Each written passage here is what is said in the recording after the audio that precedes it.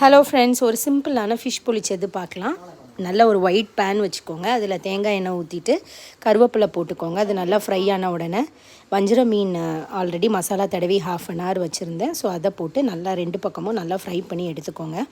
இதை தனியாக வச்சுட்டு அப்புறம் அதே கடாயில் அந்த பேனில் எண்ணெய் இருக்கும்ல, அதுலேயே ஆனியன், அப்புறம் தக்காளி, பூண்டு வேணால் பூண்டு போட்டுக்கலாம், அப்புறம் கருவேப்பிலை, மல்லி இலை, உப்பு, மஞ்சள் பொடி, வத்தல் பொடி, அவ்வளோதான். இதை நல்லா ஃப்ரை பண்ணி எடுத்துக்கணும். இது கண்டிப்பாக தேங்காய் எண்ணெய் தான் யூஸ் பண்ணணும், அப்போ தான் ஆத்தென்டிக்கான டேஸ்ட் வரும். இது நல்லா ஃப்ரை ஆனதுக்கப்புறம் நம்ம ஆஃப் பண்ணி எடுத்து ஆற வச்சுக்கலாம்.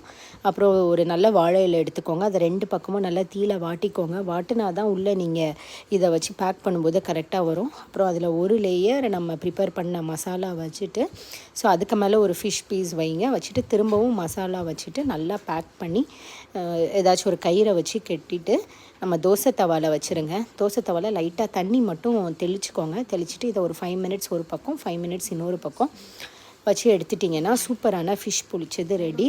இது உள்ளே அவ்வளோ ஹாட்டாக இருக்கும், நல்ல சாப்பிட்றதுக்கு நல்ல ஜூஸியாக இருக்கும். அந்த மசாலா ரொம்ப ட்ரையாக பண்ணிடாதீங்க, கொஞ்சம் செமி கிரேவியாக இருந்தால் தான் இது நல்லாயிருக்கும். பை ஃப்ரெண்ட்ஸ், கண்டிப்பாக ட்ரை பண்ணிவிட்டு எப்படி இருக்குதுன்னு சொல்லுங்கள்.